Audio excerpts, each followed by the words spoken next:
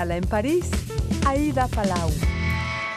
Bienvenidos a todos a este programa de Radio Francia Internacional y France 24, un tanto particular hoy porque el confinamiento en Francia nos obliga a entrevistar a nuestro invitado a distancia.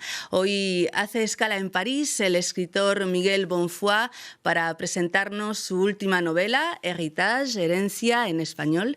Muchísimas gracias, Miguel, por estar en línea con nosotros. Muchas gracias a ustedes por esta linda invitación. Bueno, antes de hablar de esta última novela, de este libro fabuloso, quería preguntarle cómo está llevando el confinamiento y si es de esos autores que encuentran inspiración en estas circunstancias o, sin embargo, se la quita completamente. Lo estoy llevando bastante bien, me tomo tiempo para leer más que para escribir. En este momento de la rentrée littéraire uno escribe poco porque está más bien defendiendo el libro anterior, pero estoy leyendo con mucho gusto Alexandre Dumas, Le Comte de Montecristo en este momento, y estoy encerrado con Edmond Dantes en el Château d'If. Bueno, confinado con él. Muy buena compañía. Vamos a presentar un poco sus credenciales. Miguel Bonfoy es francés, de madre venezolana y padre chileno. Sus dos primeras novelas, El viaje de Octavio y Azúcar negro, fueron muy aplaudidas por la crítica y traducidas a varios idiomas. Y esta tercera, Héritage, publicada por la editorial Rivage, está teniendo muy buena acogida hasta el punto de haber estado en las listas para el Goncourt, que es el premio literario francés más prestigioso.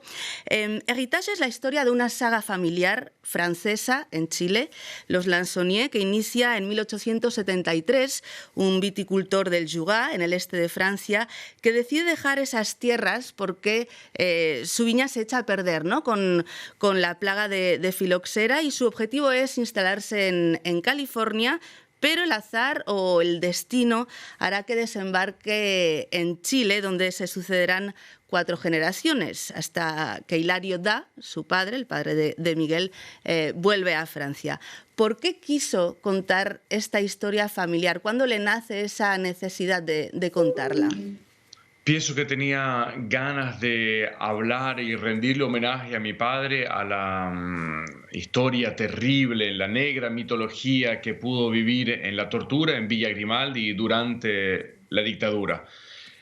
Él escribió un libro cuando llegó a Francia en el 74, donde es un testimonio sobre la tortura, y habla claramente dando detalles terribles de todo lo que sucedió.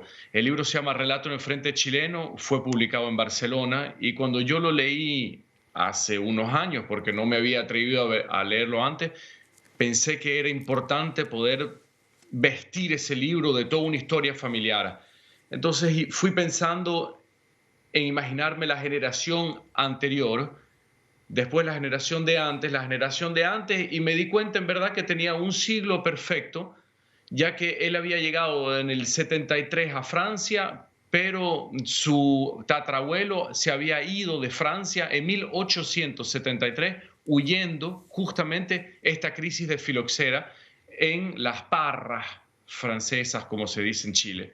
Entonces era perfecto para mí crear un círculo narrativo entre 1873 y 1973, una primera migración de Francia a Chile, después de Chile a Francia, y tener 2 guerras mundiales y una dictadura encima de esa estructura.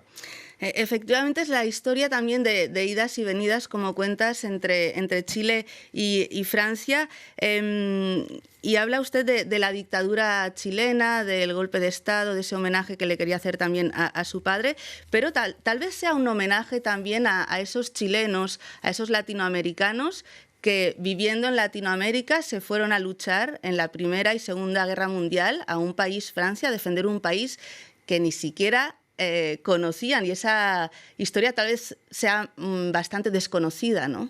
Efectivamente, es extraordinario de darse cuenta la cantidad de latinoamericanos que decidieron irse, que son hijos de inmigrantes franceses y que decidieron irse de Francia, llegar a Chile, a Argentina, a Venezuela, instalarse, y cuando la Primera Guerra Mundial llegó, la noticia de la Primera Guerra Mundial, tuvieron como una especie de deseo ardiente, una especie de necesidad casi biológica o telúrica de agarrar unos barcos, de volver a Europa y pelearse contra hermanos alemanes que a veces hacían parte de los hijos de la inmigración alemana que en el final del siglo XIX habían llegado a Europa.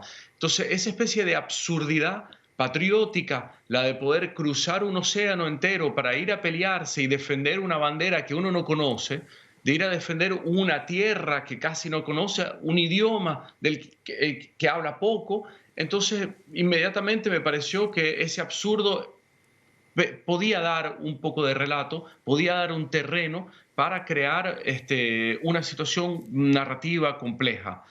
Por eso entonces me permití simplemente el lujo de poner estas dos guerras mundiales y entonces de alguna manera rendirle homenaje también a todos esos latinoamericanos que decidieron partir para contribuir y participar a esos esplendores y esas horas negras de las guerras francesas. ¿Cómo consigue armar el puzzle genealógico y encontrar los elementos para forjar la personalidad de cada personaje? Porque está el primer Lansonier, ¿no? El primero, el viticultor, está el hijo, Lazare, que además Lázaro es un nombre muy, muy evocador, ¿no? Sí. Es el que renace, ¿no? en la Biblia. Luego está Margot y luego está su padre, Hilario Da. Creo que había una pieza del puzzle que no estaba muy clara, ¿no? Y que tuvo que tirar de un personaje, digamos, extranjero a la familia. Absolutamente, sí, todo es un sistema de equilibrio. Tenía ganas que las 4 generaciones tengan la misma cantidad de páginas y que cada personaje en cada generación tenga un peso, un espesor, un relieve exactamente idéntico al de los otros. El primero, naturalmente, este viticultor que está huyendo de la crisis de filoxera, era el Lansonier. Después venía su hijo, Lazare, que según lo que me han dicho es mi tatarabuelo Émile Bonnefoy, que estuvo en la Primera Guerra Mundial, y efectivamente al final tenía a Hilario Da, que era mi padre, y quería cerrar el círculo narrativo con él. En el medio tenía un hueco, o decidía ir a buscar en mi historia familiar, de hablar de mi abuela o de mi abuelo, que tuvieron una historia fascinante, o al contrario me permitía el lujo de la libertad de inventar a alguien. Pero finalmente fue una tercera opción, ya que caí, por azar, sobre la historia de Margot Duhalde, esta aviadora franco-chilena que había estudiado en escuelas de pilotaje en Chile, que en la Segunda Guerra Mundial decide seguir el llamado de Charles de Gaulle en Inglaterra, se pelea contra los alemanes y finalmente vuelve a Chile y muere en Chile. La historia de ella es totalmente fascinante. Decidí simplemente agarrar algunos elementos que me interesaban, poder tejerlos con otros elementos de la historia de los personajes y entonces poder como fundir la historia de Margot Duhalde en esta especie de rompecabezas de los otros personajes. No es solo una novela histórica, no es solo una biografía de su familia, la impresión que me ha dado también a mí es de una fábula, ¿no? De un libro, si me permite, también de aventuras, donde lo sobrenatural, los fantasmas juegan un papel esencial en la trama, donde los muertos vuelven. Y en cada uno de los miembros de esta saga hay una especie de obsesión.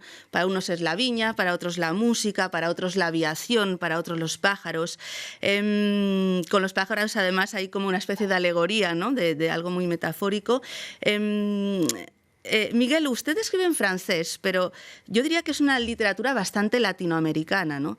No sé si me explico y si se reconoce, ¿no? en esa tradición literaria latinoamericana. Por supuesto, yo crecí en Venezuela, en parte también en Argentina, en parte en Chile, pero también mucho en Francia, en Portugal, también un tiempo en Italia, ya que el libro fue escrito en la Villa Médicis en Roma. Entonces yo siento en mi corazón que están estas dos culturas, que está este puente entre dos continentes y intento tener las dos inspiraciones, las dos influencias y dejarme llevar por esos dos ríos que llegan a un mismo mar. Por un lado hay una estructura muy latinoamericana, con personajes muy latinoamericanos, donde yo también he tenido influencias de lectura como Bolaño, como Neruda, como Vargas Llosa, como César Vallejo, como Alejo Carpentier, como Juan Rulfo, así que han sido para mí lecturas importantes durante el libro, y también Isabel Allende, naturalmente, ya que con su primer libro.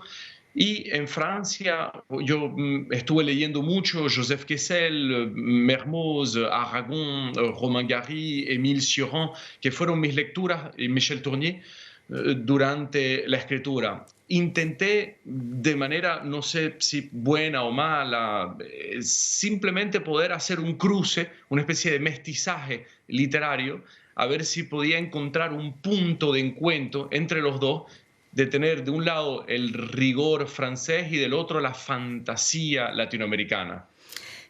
Le quería preguntar, Miguel, ¿usted qué obsesión hereda de su familia?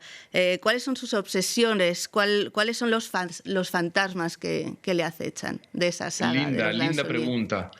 Pienso que es probablemente una especie de necesidad epidérmica de contarlo todo. Entonces, a cada vez que me sucede algo, siempre tengo la pregunta primera que me llega al espíritu: ¿cómo lo voy a contar? Y quizás mi padre, por ser escritor y haber efectivamente escrito el testigo del testimonio de esta dictadura. Por otro lado, mi madre sé una gran lectora de Borges y de poema. También mi familia, teniendo una especie de vieja herencia literaria y artística, era como evidente de alguna manera de que pasar de una idea abstracta y ponerla en palabras era probablemente una de mis más grandes obsesiones. Y ya para terminar, no nos queda mucho tiempo, Miguel, le quería preguntar que ¿cuándo podremos leer esta novela en español? Bueno, fíjese que Chile la compró con la magnífica editorial LOM, Paulo Slachevsky y Silvia Aguilera. También en España, la editorial Armenia con Ricardo López la compraron también, van a hacer una misma traducción. Así que normalmente yo creo que en 2021, máximo 2022, tendremos, con suerte, Herencia en español. Pues muchísimas gracias, Miguel Bonfoy, por esta entrevista y le deseamos un muy buen confinamiento con el Conde de Montecristo. Merci beaucoup, gracias. Y muchísimas gracias a todos ustedes por habernos acompañado. Ya saben que nos pueden seguir por internet en rfimundo.com y en france24.com. Hasta pronto, amigos.